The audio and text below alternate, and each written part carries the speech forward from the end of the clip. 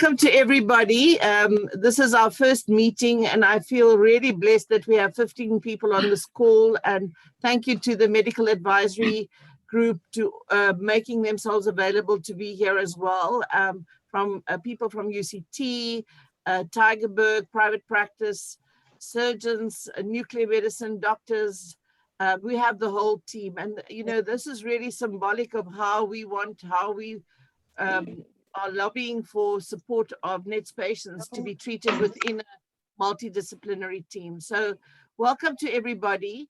And we hope that this afternoon will be a really positive experience, and that in years to come, we'll look back at this day and think, you know, look at our small beginning, 17 people, and now we are 100 and something, or whatever, you know, people that we can help that previously didn't have access to help. So welcome to everybody. Dr. Steyn, can I ask you to just kick us off with our discussion around the medical treatment available to NETS patients in South Africa from your side of the multidisciplinary team? Was it that screen, Greg? Yeah, good afternoon, everyone.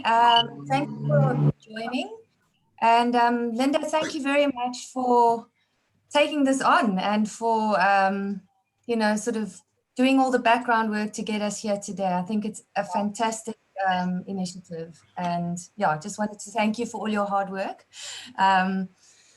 Yeah, so basically, I'm a nuclear medicine physician, and I'm part of a multidisciplinary team. I work in the public as well as in the private sector.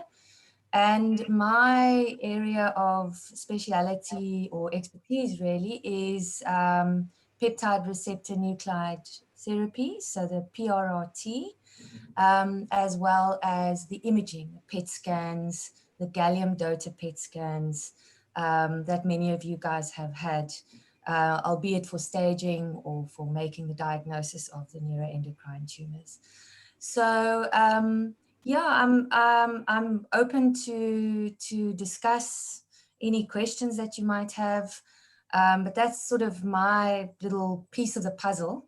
I know that Dr. Mark Maurel said he would join. He's an oncologist, and he offers different treatments for neuroendocrine tumor patients. And then we've also got Dr. Jock Stapleton, who's a hepatobiliary surgeon, who deals with the surgical side of things. So I think, you know, as a neuroendocrine tumor patient, there probably are many treatment options available. The question is just which one is the right one at the right time for you. And that's why it's so important to have a multidisciplinary team of specialists that actually make that decision individually for you at the specific time during the course of your disease. Yes, I mean, that's basically a little introduction. I know that Dr. Stapleton is here. I don't know if he wants to say anything about the surgical side or treatment options. Dr. Stapleton, are we waiting? Dr. Maurel is trying to get online, but he is coming. If Dr. Stapleton, if you could carry on, please.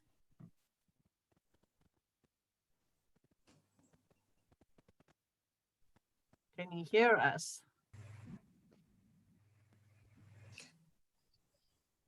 I think you're muted, Graham.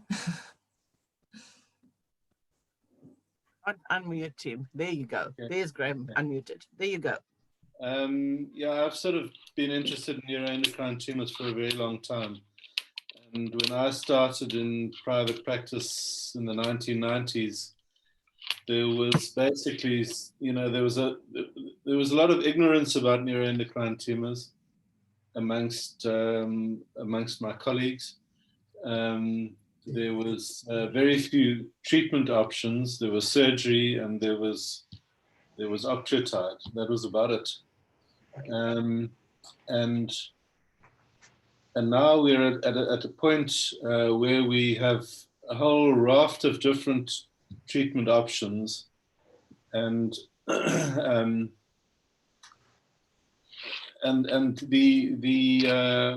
the difficulty now is to position the different treatments and to know which sequence to use them in. So the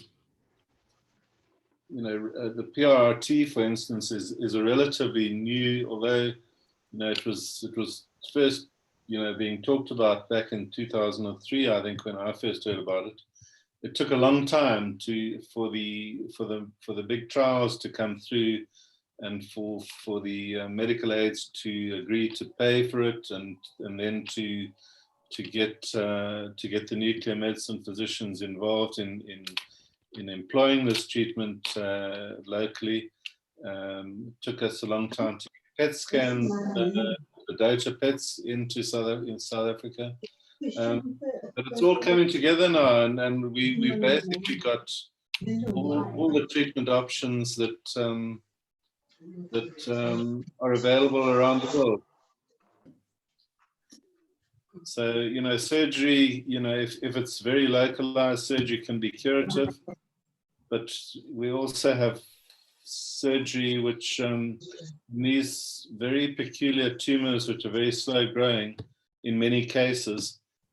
Surgery can be useful in what we call debulking surgery or cytoreductive surgery, and that can make the work of people like Rachelle and Mark more effective.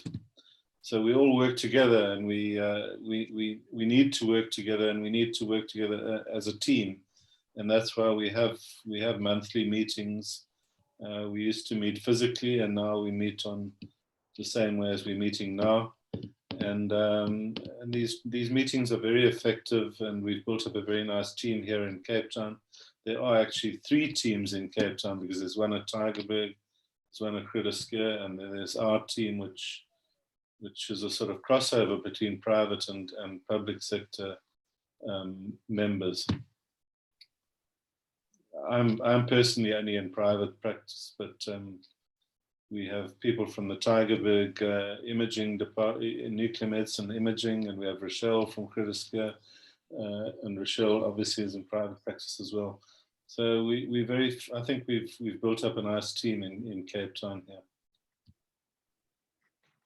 Doctor, that's great. So we're just giving some, just for Mark, who's just stepped in. Welcome, Mark, to this meeting. We really appreciate making time on a Saturday.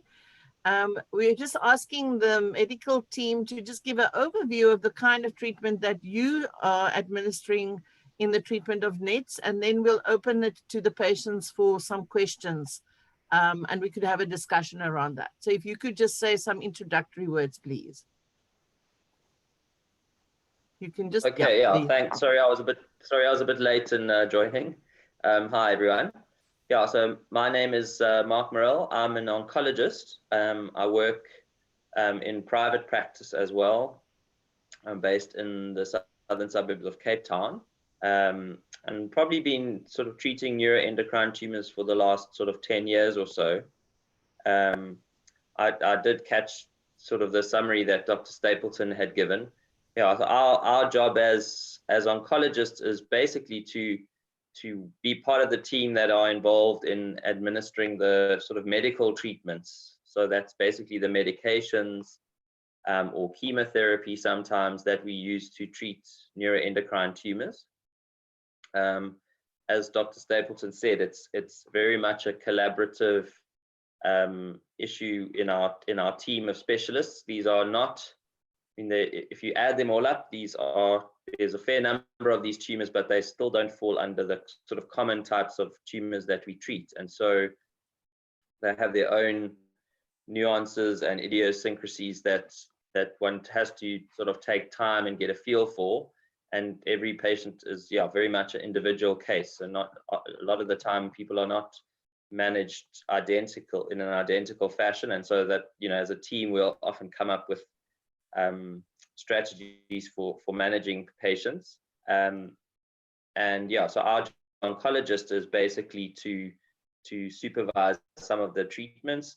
Probably in broad strokes, part of the treatments that we supervise are medical treatments. The commonest is probably drugs called somatostatin analogs. That's the medical term for them. So these are basically injections that people get usually on a monthly basis to sometimes try and control the symptoms of neuroendocrine tumors, particularly things like flushing or diarrhea. So those are often given by oncology nursing sisters on a monthly basis under the supervision of an oncologist. And then secondly, we are also involved in giving people chemotherapy or similar sort of oral targeted therapies for neuroendocrine tumors. Some neuroendocrine tumors are treated with intravenous chemotherapy, but many are actually treated with oral medications that are sometimes chemotherapy and other times what we call biological or more sort of targeted drugs. But yeah, they different of those treatments apply to different tumors. So it's not a one size fits all approach. And then we'll be involved, you know, with the surgeons and our nuclear medicine colleagues in deciding, you know, when it's appropriate to give people those kind of medical treatments, or when someone should have surgery or radioisotope treatment, as Dr. Stapleton mentioned, PRRT. Yeah, so that's basically our role in the team of people that will look after patients with neuroendocrine tumors. Because many of these tumors are very slowly progressing or slowly changing tumors, we will often be looking after those patients for many years. So it's quite rewarding because you build up a long relationship with patients, and we also all know our patients, you know, so in our team, we will often have discussed the same people over many years. So it's a long road that we travel with our patients, which is perhaps in some respects what makes neuroendocrine tumors slightly different to some of the more common cancers that we also treat. I think that's a very important point you're making, and that, you know, because it's such a long journey, and we do need the support from each other as a multidisciplinary team, but also as patient group, to navigate this space that we find ourselves in, which can be a very lonely journey. So thank you for that. I'm going to open, Professor Ellman, do you want to say or contribute something at this point before we open it to the group? Just unmute, please. Thought I did unmute and I didn't want to listen. Probably I frequently Go ahead. also. I think Rachelle has said enough to basically just say that we are around. So I don't think I want to add anything at this point. Thank you.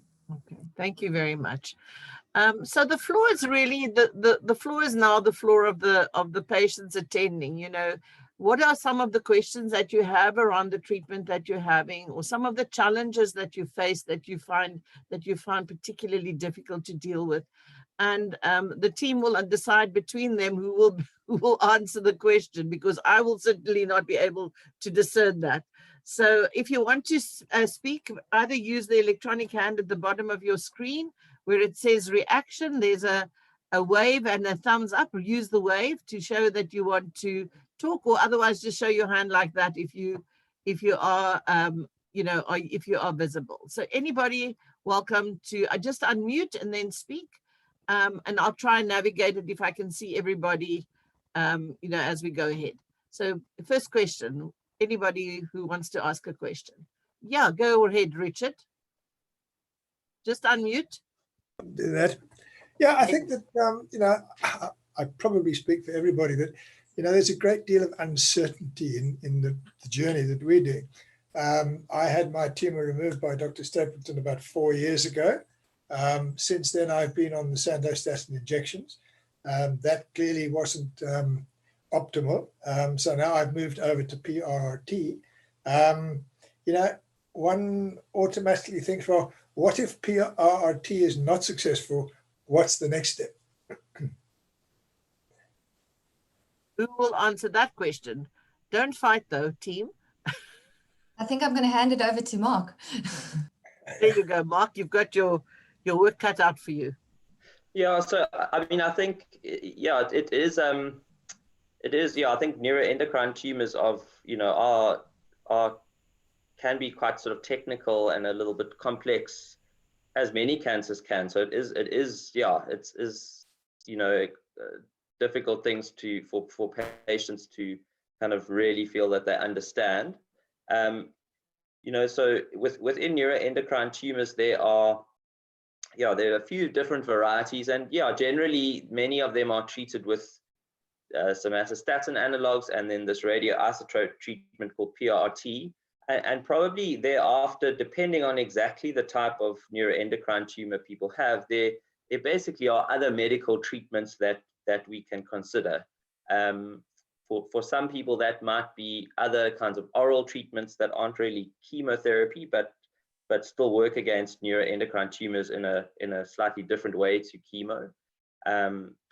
And for other people, it may actually involve either oral or intravenous chemotherapy. So people with, probably broadly speaking, sort of neuroendocrine tumors of the bowel, so the small intestine or large intestine, are usually treated more with kind of these oral targeted therapies, and people with pancreatic neuroendocrine tumors might be better candidates sometimes for those drugs as well as chemotherapy. So depending on each person, there may be sort of 2 or 3 sometimes other kinds of medical treatments which you may offer people after they've had somatostatin analogs or PRRT as their treatment. One of the biggest reasons why we probably give people somatostatin analogs first is that they are usually very convenient to give. So it's like a monthly injection. And as you probably found, Richard, they have relatively few side effects. So people's quality of life when they're on those injections from a treatment point of view is usually quite good, so they don't have a lot of side effects for most people. And so that's always our kind of preference. It's a good balance, between giving a treatment that may help your symptoms or control your neuroendocrine tumor, and that gives you very few side effects.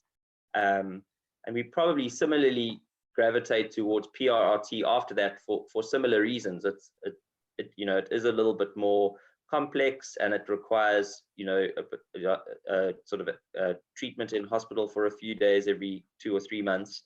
But generally speaking, if we pick the right patients for that, it's also a very well tolerated treatment with relatively mild side effects. So we found that our patients cope well with that, and so we tend to reserve the other medical treatments for after that, mainly because they may potentially have a little more in the way of side effects, although they often don't necessarily cause a lot of the side effects that we associate with chemotherapy. So most of them don't cause sort of hair loss or a lot of nausea or immune suppression, but they sometimes cause other side effects like skin rashes or bowel or tummy side effects. So there are, in broad terms, there are other medical treatments that we sort of will consider for people after they've had PRRT. Generally what we hope with PRRT is that if it does work, it does control people's cancers for meaningful amounts of time, such that they can have a break from treatment after it. But everyone's different, and we kind of have to, take it case by case. I think the other thing to say is that I think Dr. Stapleton alluded to it. There are many different treatments within neuroendocrine tumors, and it's an area of quite a lot of research at the moment. A lot of research looking at, what order we need to give things in or what might work best. And so there are always, newer treatments or trials, clinical trials potentially available for patients as well. And so that's often something that we'll also consider for our patients if we feel that the sort of standard treatments are either not working or not appropriate. And it just kind of depends on your situation as to whether someone might be a candidate for a trial or not. So I hope that answers it a bit. That's kind of in broad brushstrokes. Each person's kind of passage through those treatments might be quite different. Mark, you mentioned the fact that when you decide on treatment, you think about, which people will suit PTRT the best. What are those criteria? Can you spell those out, or is it a bit, is it too difficult to do? So I'll maybe spell it out, and then Rachelle can also just dive in as well to add it in. So PRT is basically a radioisotope treatment. So it relies on basically an intravenous medication, essentially, that's attached to a radioactive isotope, and that that medication or molecule attaches itself to a molecule on the tumor cells themselves.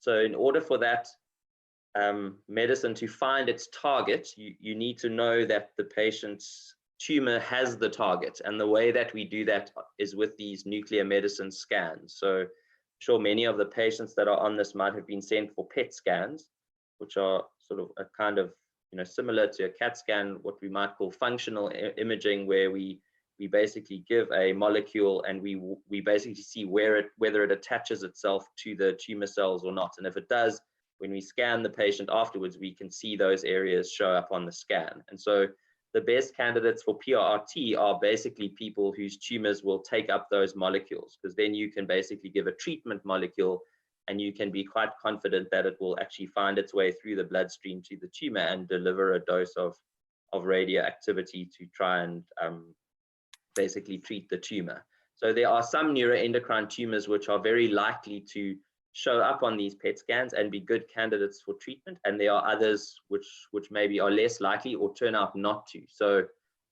often what patients will go through is they will have a PET scan and they may be told after that whether something like PRRT is an option for them or not. Yeah. So it's a very, it's Specific. Yeah, it's very specific and quite, individualized in the sense that you can have a good idea whether it will work for that specific person or not. Yeah. Rachelle, do you want I don't know to if you want to add anything, Rachelle? No, you summed it up beautifully. Prof. Ellman, anything from your side? Okay. Thank you for that. Any other questions from anybody about some of the treatments?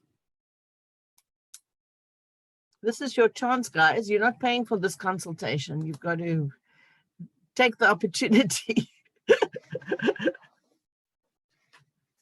Rahima, have you got some questions? Yeah. I've heard of alpha particle therapy being something brand new.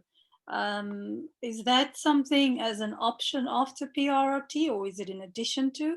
I haven't Googled it or found out anything. I just heard about it. So if somebody can tell me about that, and also about nutrition, because I've discovered that if I eat low amine foods, it actually helps with the symptom control. If we don't have anybody here on the nutrition panel, or someone who can advise on that, that's perhaps a topic that we can use for our next group, and really dive into that in a bit depth. I'll get some advice from the medical team of who the good nutritionalists are that we can, or if you have any suggestions, you can send those to me. But I certainly think that is a topic that we need to talk about. So let's hear from the panel. Who will answer that question? any advice on alpha particle therapy? Yeah, maybe the nuclear medicine guys can answer about the other types of particles they treat with, or isotopes. Yeah, I mean, I'd like Prof. Ellman's input on this as well. But from what alpha therapy is basically an alpha particle, it's a much heavier particle than the beta particle that we combine the lutetium therapy to, okay? So the beta particle, think of it as a slightly lighter particle. It can travel a little bit further in soft tissue. And when it stops in that soft tissue, it deposits energy. But if you have an alpha particle, it's much heavier, so it can't move as far. And when it stops, it deposits a huge amount of energy. So there is a lot of work being done, particularly in prostate cancer, where they are using, you get the lutetium therapy with a beta particle for prostate cancer, and they are now busy looking at alpha particles for prostate cancer for particularly that reason. And because the alpha particle is so much heavier and deposits so much more energy and is therefore so much more effective in actually destroying or killing the cell. I know that it is being looked at as a target for neuroendocrine tumors, but it is still very much investigational. Particularly in South Africa, it's not available to us. The sequence of it would probably be that if you are not responding to the lutetium with the beta particle that we are using, that you might be able to get the alpha particle with, so the other advantage of the alpha particle is because it actually doesn't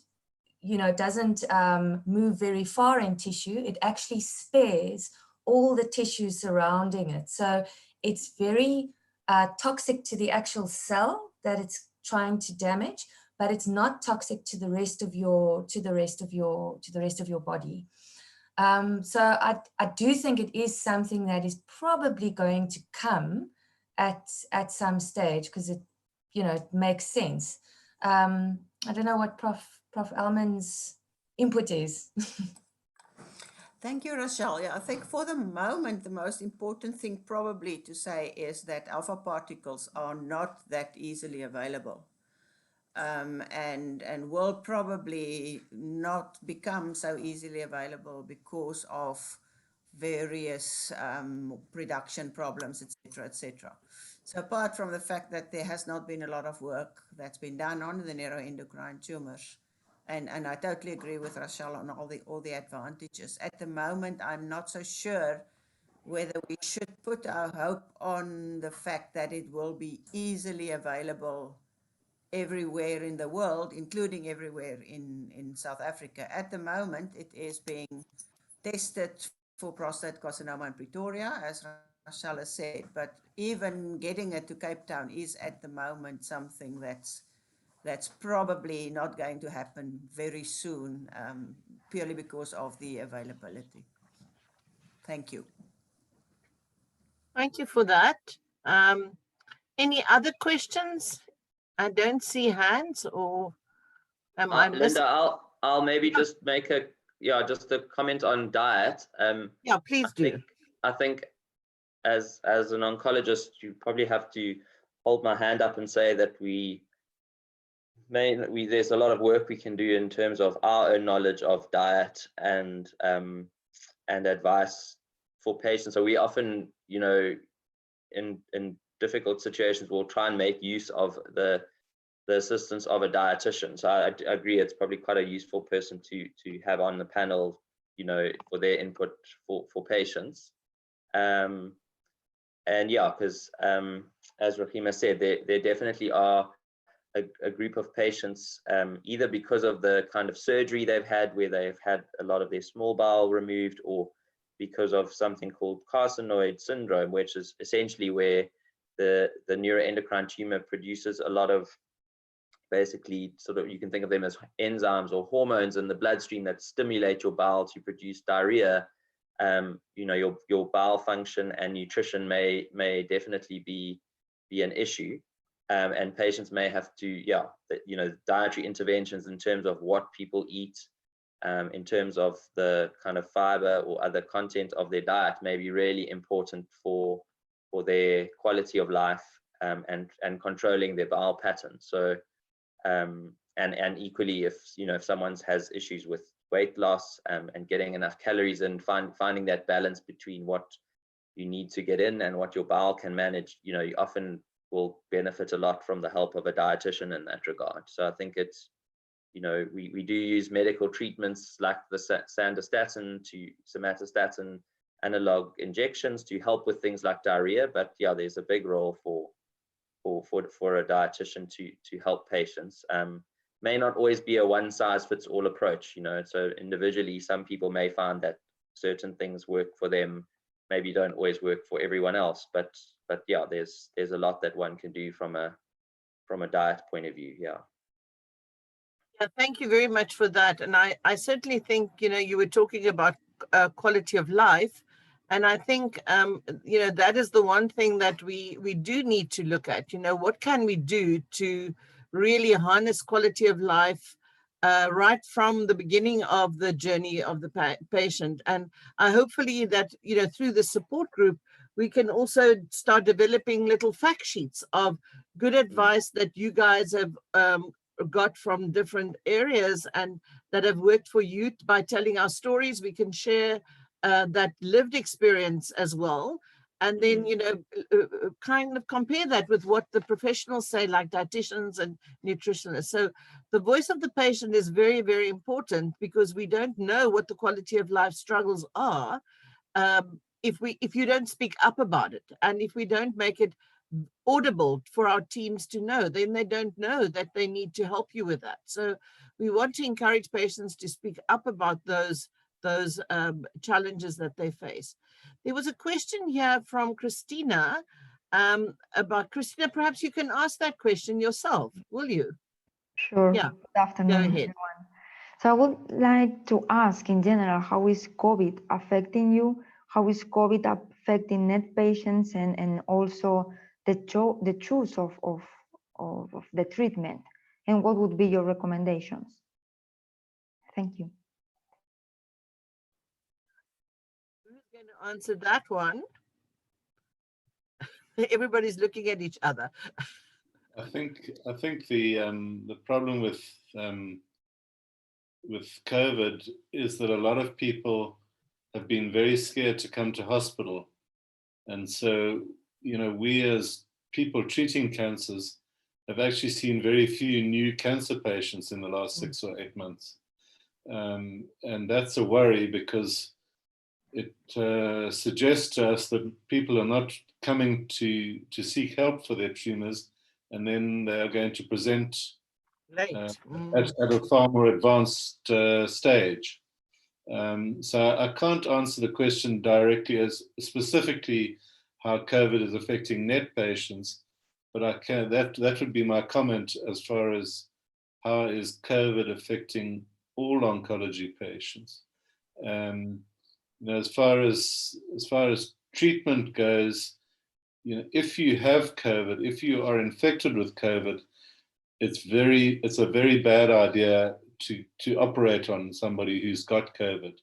And I guess the same applies with chemotherapy.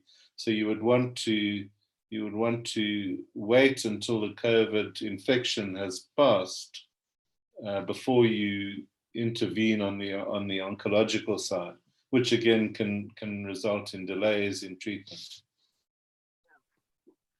I certainly think delays are a big, I'm sure, Prof, in your setting at Tigerberg, that must have caused a lot of issues for waiting lists to be becoming longer and you know, really impacting the state patients more profoundly perhaps than in private practice. Linda, no, interestingly enough, the oncology group and specifically Prof. Simons and the team has said that oncology cancer patients can't wait. So they great. scaled down on anything. That's good. What happened is that messages went out that actually sent wrong messages to patients, because she was asked by our breast surgeon to contact a patient, because the patient was sent to Alderberg Hospital and they said, no, don't come because we can't refer to Tigerberg, which was totally wrong and nobody ever inquired. So the oncology team was still quite busy because they kept on as usual, except for the problem that patients were afraid to come. So exactly what Graham has said, that everybody's still wondering what is going to happen when people now suddenly realize, but you see, I need to have somebody look at me. The one thing which we did, because we have usually admitted our patients for at least until 24 hours to also do some imaging for dosimetry.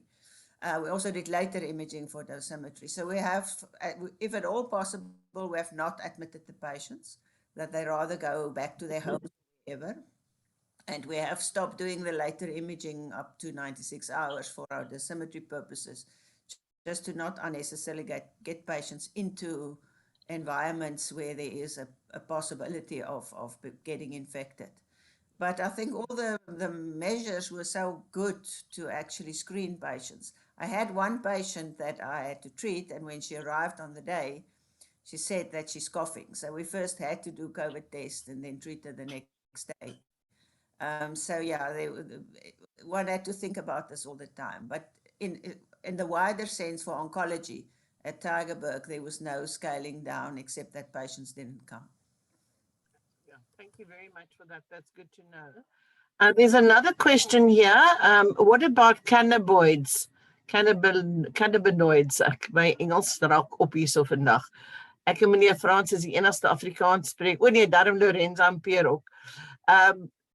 Anybody that could answer that question for us, please? I mean, I'll try and answer what I sort of know, Linda. So I think, you know, so we always say as oncologists, cannabinoids are very, very topical and they have been for quite a few years now. You know, so they're very much in the public awareness in terms of being, you know, being used for people with cancer and other conditions as well. I think my take on it is that, yeah, we still, there's probably a lot more that we need to understand about cannabinoids. You know, there are different, you know, varieties.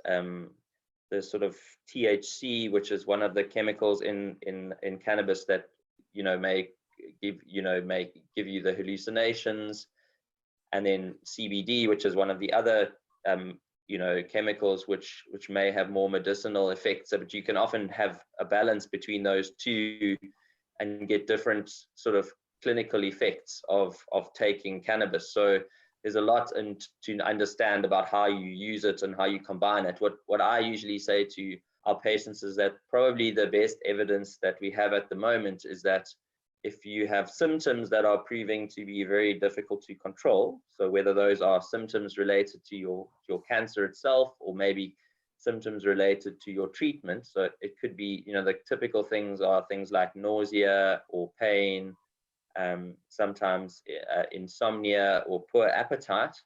There are certainly people who might find that, you know, and let's say it's proving to be difficult to treat those with your normal treatment, your normal anti-nausea medicines or other things. There definitely are people who do get, you know, an improvement in their symptoms and quality of life in that scenario. And if that is the case, I'm very happy for patients to use cannabinoids and continue using them if they're doing better and feeling better. I think that what's a real challenge is obviously you know, is to know whether the cannabinoids will actually help treat your tumor or treat your cancer. And I think that is not really very well established yet, despite what you know is out there in the community, and that's where we need a lot more information. You know, so I think you know, if you've got a well person without any symptoms, it's very difficult to say to them that they will be better off if they use cannabinoids, you know, to try and treat their cancer. And so I think we need to understand a lot more, and then we obviously also need to understand how cannabinoids might actually interact with other treatment that people are on, because to a large degree we just don't know that, you know, and that's, you know, we always try not to assume that there won't be an interaction. There might be, but we often just don't know. Yeah, so I think one has to just be, you know, aware of that and cautious about it as well. And then I think the last comment from my side is it's obviously is something that's becoming more and more regulated, which is going to be good because it's going to allow people to do more research and for us to understand things about it better.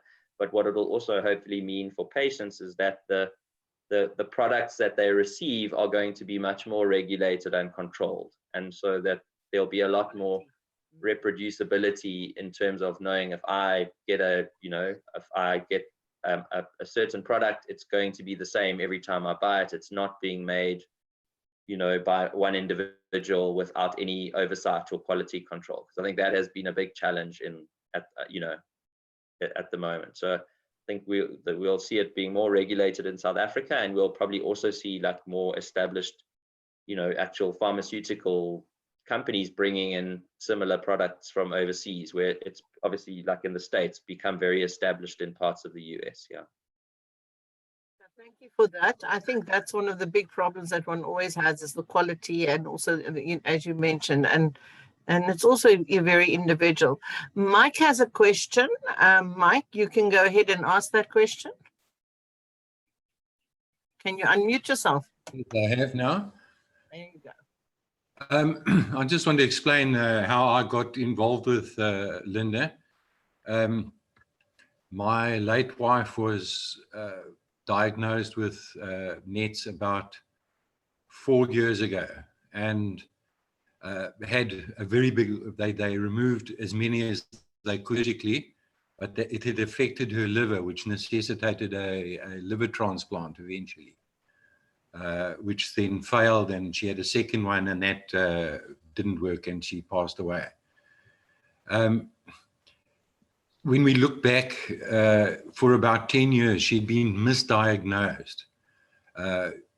She had the whole basket of symptoms, the flushing and the irritable bowel syndrome and everything like that. And what surprised us was how many GPs don't sort of look back at the symptoms that have been presented before.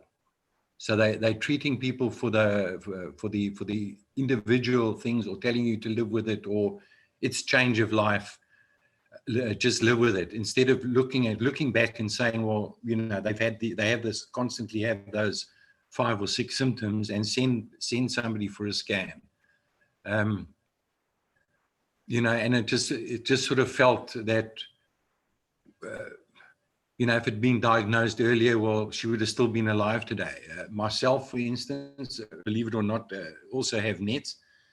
I was diagnosed with hiatus hernia several years ago, and then eventually treated for gastritis. And then when I was admitted to hospital in an emergency situation because my liver was shutting down, it was they then discovered the primary tumor on my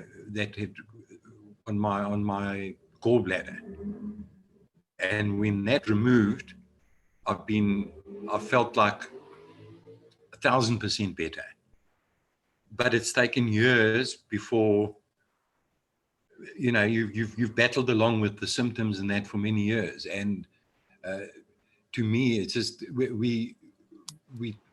I've tried to get a group going to maybe educate the GPs specifically for this, or bring it to their attention. They don't need to be educated, but because they're very highly educated, but to bring this to their attention, because NETs are a lot more common than most people think. You know, if you look at the Steve Jobs and Aretha Franklin and people like who even media said, yeah, they died of pancreatic cancer. It wasn't. It was NETs on the pancreas.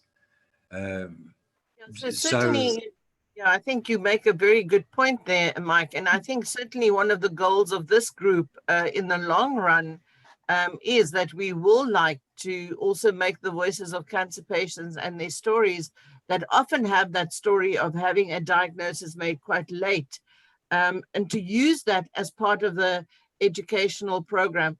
Dr. de Villiers, would you like to just comment on some ideas that you have that this group would be possibly pursuing in future? Hi, Mike. I think we have met here in Langebaan quite a while ago, if you can remember. Yes, what you said is absolutely true. And I've been in the unenviable position of being a medical practitioner and having a wife with strange symptoms. And I didn't know much about this condition as a GP, family physician. Once she was diagnosed, you know, I had to learn a lot about it. And I today understand that it is a very difficult condition to diagnose because, I mean, she was with other doctors and took it to specialists and so on, and everybody missed it. It is sometimes a very difficult condition. And as you say, it's right. It is just thinking about it. And that is the thing, that the penny must drop. So yes, as Linda said, part of this group's aims will be to create awareness amongst our primary care doctors, because they are the people who see the patients first, obviously. Once the patients reach Mark and Rachelle and all these specialists in the fields, various fields, they simply look back and say, oh my goodness, you know, we've got a NETS patient now, and it could have been diagnosed much earlier. But when the primary care doctor sees those patients, it's not so clear. When you look back, it's clear, but when you see the patient in the beginning, it's not so clear. And yes, we need to make doctors aware, just to think about this condition when the symptoms are strange and not fitting in well, and the diagnosis you make does not really, you know, seems to be accurate. Just to think about NETS. Yes, a very good point. That could be the slogan here. Just think about NETS. We can have a song. Absolutely, but I think that's a good point. But that's certainly one of our goals. Thank you for that. I hope that gives you hope, Mike. Yeah. Linda, may I just chip in here again and apologize to Dr. de Villiers that I haven't got back to them, because they always seem to be in Cape Town when I've popped into their house. They gallivanted. And I hope his wife is doing a bit better. Lorenza can speak for herself there just now. Okay. But you know, the thing is, it's just, we noticed with going to a GP, for instance, the secretary takes you into the room with your file, and she opens the file, or he opens the file and says, okay, what can we do for you today? They don't page back. And your 15 minutes you must be finished there within the 15 minutes. And when they've been treating you for something for years. Long time, yeah. No point taken. No, just, let's give Mrs. Wenzel a chance, but thank you for that very important point, Mike. I can actually relate to Mike's problem regarding his wife. I'm actually starting to get very emotional now, because it happened to me 2006, 2007, 2008. I was diagnosed with stress, and I was in hospital for a few days those years. And I was very naive, because I thought cancer will never happen to me. And 2013, I took ill, and 2014, I saw my GP, and my GP sent me to Gatesville to a specialist there, and I was sent to Professor Goldberg at UCT Hospital. And when I told Professor Goldberg my symptoms, and he ran tests, and when he did the op, he actually told me that, yes, that my growth has been 8 years already, and I've been having this pain, and the Gatesville Hospital has just been treating me for stress all the time. And I've actually lost a lot of weight, because I used to weigh 63 and then I weighed 41 all of a sudden, which to me, I was in, as I said, I was very in, I did not accept cancer, because somebody told me at church that, yes, that Sharon, there's something wrong with you. And I said, no, I don't, I'm fine, not knowing what the symptoms was. And I've actually recovered. I've actually had my last treatment 2017, the 6th of December, with Rachelle Steyn. And I must say that, yes, that I've actually recovered quite well. Dr. Maurel is my oncologist, and I'm actually doing very, very well. I've actually improved so much. And I can really say that I can thank the doctors who've actually was part of my walk. And I can just say, looking back on my life, I think if what happened in 2013 didn't happen to me in 2013, I would never have gone to a doctor, because I'm somebody that takes very long to go to a doctor unless I'm really in agony. But yes, sometimes they do diagnose with us with the wrong sickness. And to me, that is a problem, because they just looked on my prior record, just saying that it's stress, not sending me for tests. And I think that yes, that hospitals should actually take the initiative to, if a patient goes more than once to them, to send them for different tests. Yeah, I think you make the point, and that's certainly something that in our awareness campaign we must make a note of, and perhaps also on our website to give tips to patients. When you have these symptoms, ask your doctor to think about NETs. There's nothing wrong in asking that.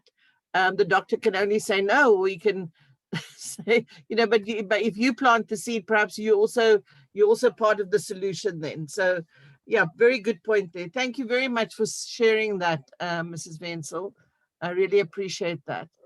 My name is Sharon Williams. Jacob, oh, sorry, I'm actually Sharon. using my son's PC. Okay, I was writing here. Who's Mrs. Wenzel? Okay, right. Okay, yeah. Thank you for that. Good. Thanks Sharon. Anybody else with a question? Meneer Frans, het jy 'n vragie? Jy so choep stil daar in die onder die T blokkie? No, I don't have any questions. Geen vraag nie. Okay, goed so. Regina, have you started your treatment already? How are you doing? You okay? You don't have no further questions? I'm fine. I'm fine. I had my first PRRT 2.5 weeks ago. I'm doing okay. I had some itching on my lower legs and my tummy area. I've still got some headache and some stomach cramps, and for the last 2 days I've had a bit of nerve pains in my fingers, but I don't know if that is just from the NETs or from the PRRT, but it's manageable. I had nausea for a while, like 7 days, but yeah, I'm doing good. I'm doing very good. I'm not sure if I should go back onto my lanreotide shots. Dr. Steyn said it's fine. It's just actually there to manage symptoms. I find if I keep to my low mean diet, I've put a copy onto the chat. I saw there. Yeah, I'll tell everybody about that now. Then it actually helps. Yes, it helps to control my symptoms quite very well. So thank you for that. Thanks. Leroy, you haven't said one word. Welcome. And if you want to introduce yourself and perhaps just tell us a bit about yourself.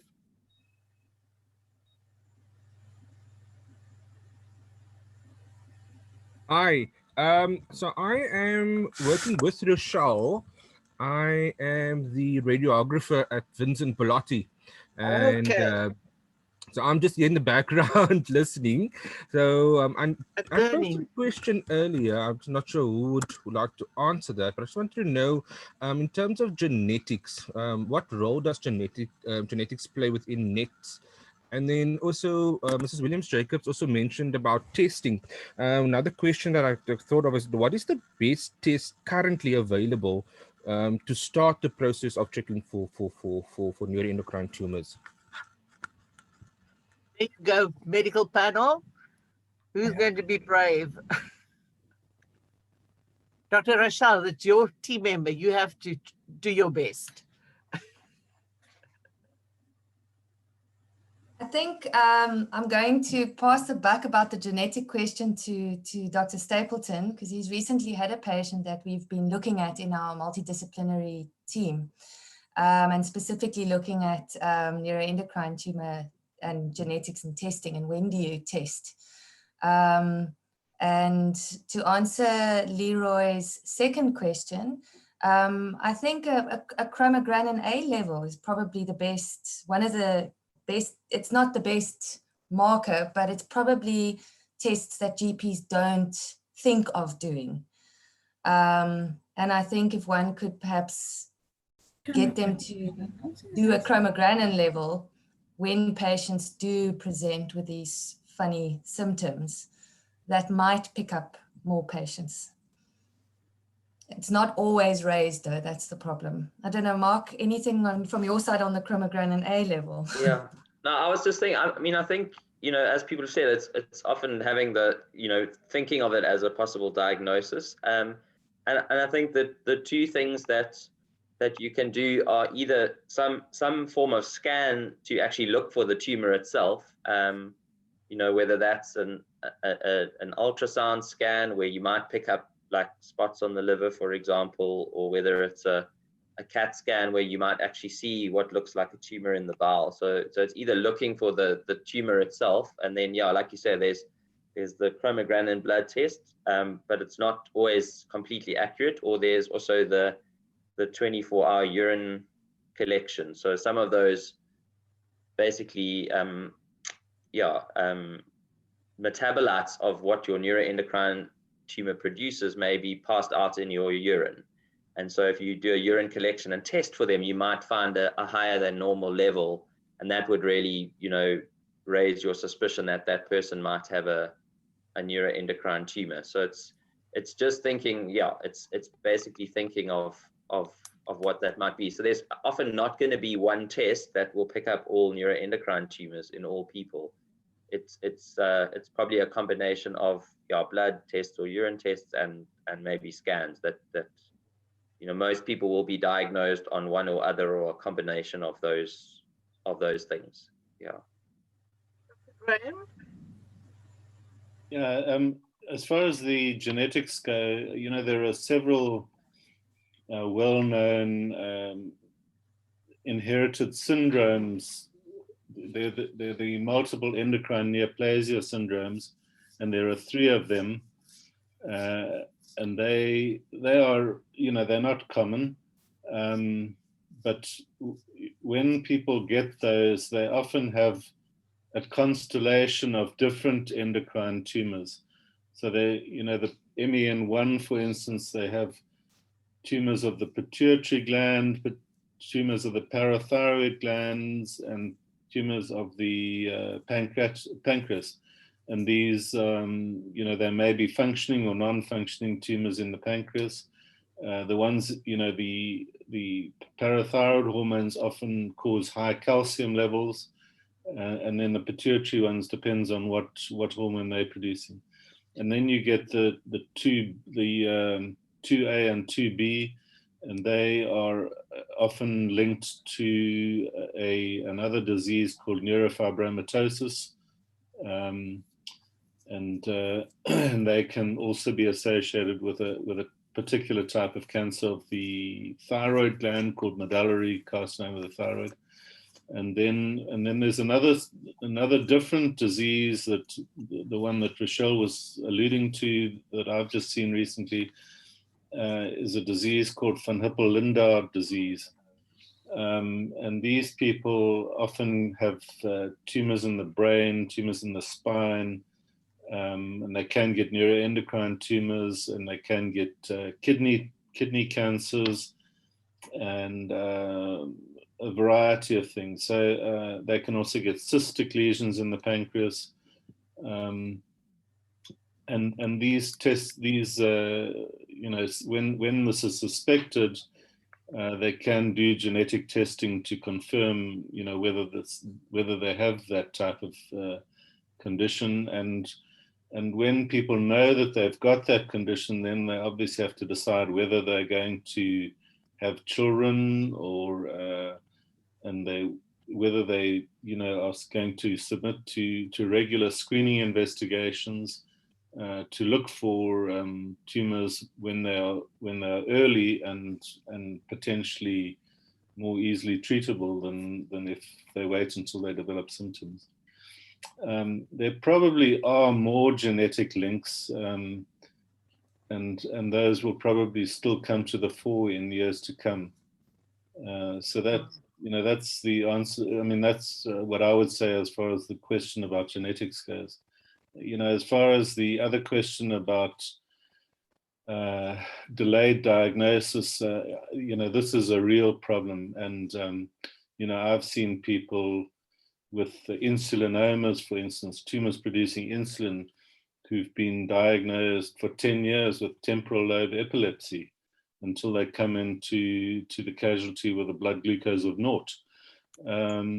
So it's potentially, very serious. But and there is just a lack of awareness, and it's not only at general practitioner level; it's at multiple specialist level as well. Most people like to treat diseases that are common and that they're comfortable treating, and so they often ascribe symptoms to things like hiatal hernia and irritable bowel syndrome and those sort of things, which they when you can't make a specific diagnosis, those are useful handles to give to patients, just to you say, oh well, it must be irritable bowel syndrome. Yeah, thank you very much for that. Andre, you the last person that we heard, and then Lorenza, just to hear your voice. Would you like to introduce yourself? It's actually my wife, Rachelle, but she'll talk now. Okay, thanks. I was diagnosed April this year. Sorry? Sorry? Who's speaking? It's Ursula. Hi, Ursula. Good. Hi. I was diagnosed in April this year during lockdown. My liver biopsy showed a Ki-67 of only 5%, but I'm having rapid growth in my tumors. They've grown from 8 centimeters to 12 centimeters. And it doesn't make sense to me. Why would I have a Ki-67 of 5% with the rapid growth? That one.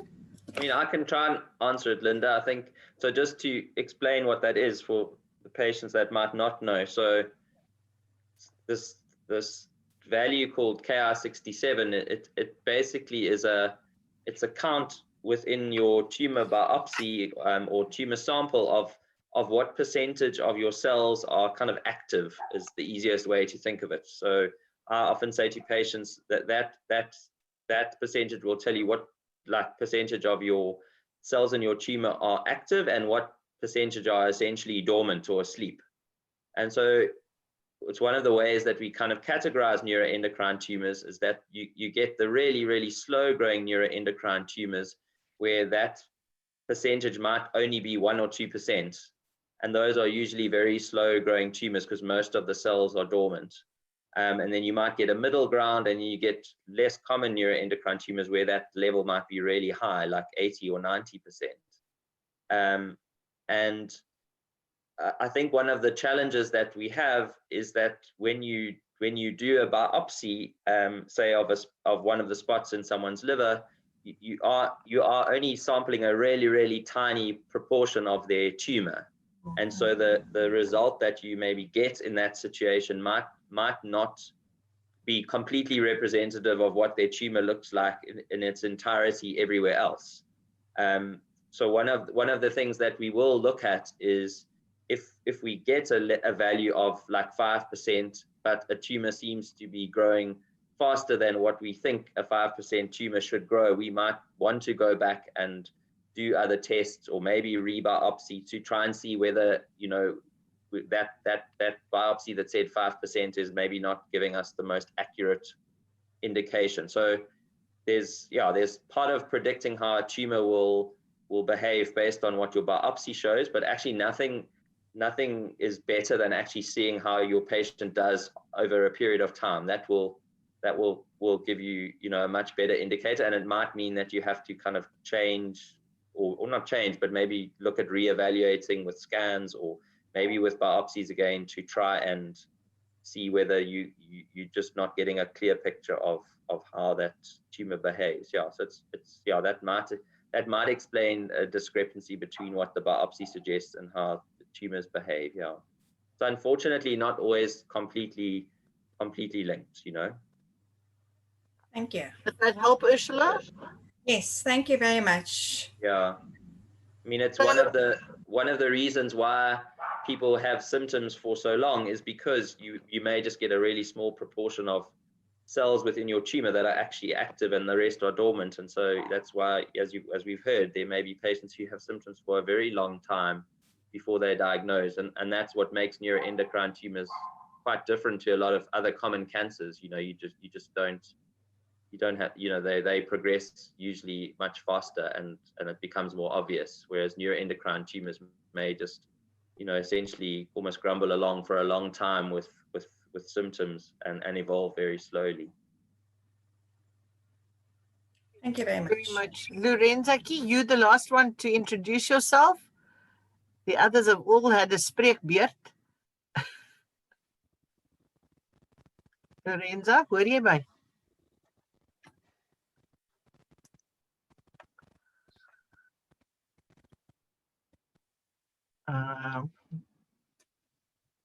Lorenza, hoor jy? We'll give her a chance. She might be just taking a break. Okay, so I want to say thank you to everybody thus far. If there's any other pressing questions, please raise your hand. I want to just take this opportunity to thank this medical panel for making themselves available on a Saturday. At our first meeting with a small group of the patients that are represented here, everybody felt that a Saturday would be best because it is, some people are still working and so on. So does everybody still feel that way? Kind of just say, put your hands up. Is Saturday still the best day for everybody? Okay, looks like it. Okay, then we'll stick with Saturdays and see how it goes. Lorenza, is jy nou by? Kan jy my hoor? Ja, nou kan ek jou hoor. Wil jy gou met jouself voorstel? Ja, ek is presies die 16de Oktober 2 jaar gelede geopereer deur Dr. Stapleton. Dit gaan baie goed met my. Ek het ook PRT gekry en ek is by Dr. Maurel. Ek wil net vir hulle almal sê duisende dankies. Dit gaan verskriklik goed met my. So ja, ek gaan aan. En baie dankie vir almal se insette en hulle tyd wat hulle gee. En so vir ons op hulle harte dra. Dit is vir ons 'n groot, hoe sal ek sê, dat ons weet daar's iemand wat na ons kyk en dat ons regtig in goeie hande is.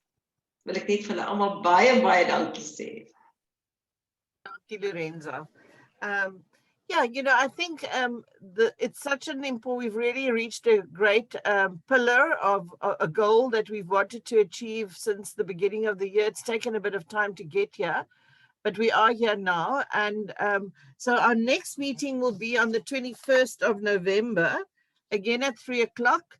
And I'm going to try and make the topic there nutrition, because it seems to be quite a urgent need in terms of, you know, dealing with side effects of treatment and so on. We are also building our website, which by then should be available. And we're busy also with a closed group on Facebook, where we could have a private conversation. We're busy constructing that, and I will be sending the links to you soon. So all of you that have been attending this group today, I'd love you to just send me an email with some feedback about the group. How did you experience it? Did you feel it was relevant? You know, and please ask you to market this group to other patients that you know. We're going to be not only talking medical stuff, we're also going to be looking at the emotional impact of cancer and especially living with a chronic disease, like a lot of you have lived for a long time. You know, you're never rid of the fact that there's this sword hanging over your head. And how do we navigate life within that uncertain space? And we'll look at developing some skills and toolkits that can help you with that emotional journey as well. We are very committed to make this available not only to people in the private sector, but in the public sector hospitals. So I'm on a serious drive to get data donated. If any one of you have contacts in the data world, please let me know. We are also in the process of registering the support group as an MPO so that we can officially raise funds and be accountable for what we do with those funds. And the funds will be used to do awareness work like you've just mentioned, Mike, and who else mentioned the Mrs. Wenzel, I think also mentioned the importance of, and Pierre, about the awareness things that we want to do. And there's a World Nets Day coming up now in November. So we'll think about a theme, and then we'll ask you all to be vocal on social media about that, and also in that way promote our website and our group and get the word around. There are really good websites around, and Mike asked me to mention the website of Ronnie Allen. I know Lorenzo also believes in him. Really good website. And on our website, we will also refer to this. We hope that this was helpful. I want to thank everybody that was part of it, and see you next time if there's no further questions or comments. Any other comments from anybody? Thank you, Linda. I just want to feel that I should say something.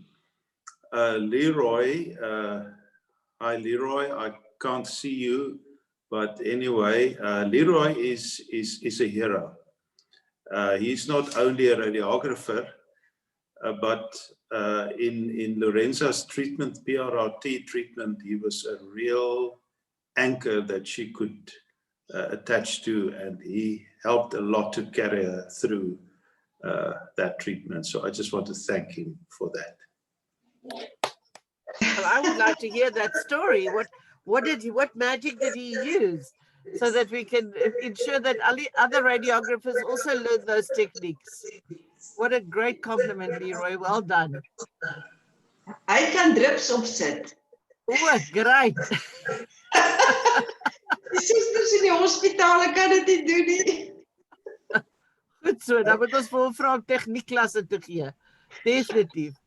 Is daar enige iemand wat nog iets wil sê, or anybody that wants to make another comment, or before we close this meeting? Yes, Richard.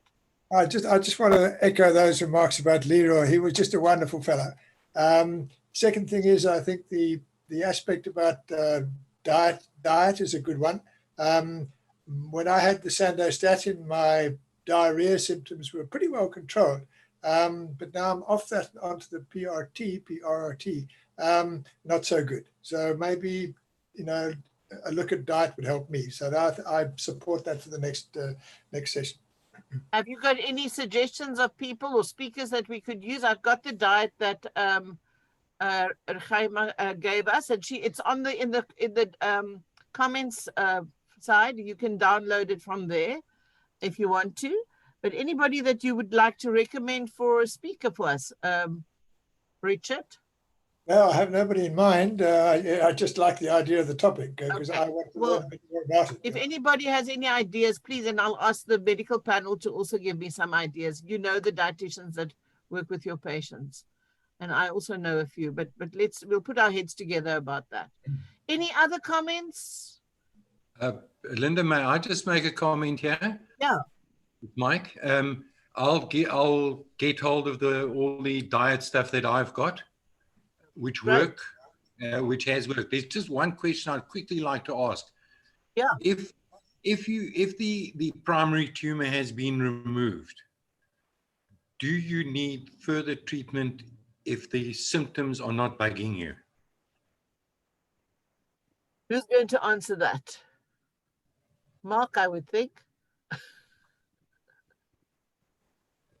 Linda, Mike, it just depends, so one of the things that we didn't really speak about is, well, I can take one step back and say, generally speaking, if someone's had their primary neuroendocrine tumor removed and it was, being completely removed and there's no remaining neuroendocrine tumor anywhere else, in other words, they're kind of in remission, then they probably don't need to be on any other treatment, any preventative treatment. Obviously, there are many people who might have the primary tumor removed, but there are other areas of tumor, elsewhere, in other parts of the body, or the liver is quite a common area. And then, I mean, it just depends on the person. So there are many of those people may well be asymptomatic. And one of the things that is a little bit unique with neuroendocrine tumors is the fact that because they are very, very slow growing, there may be some people with like very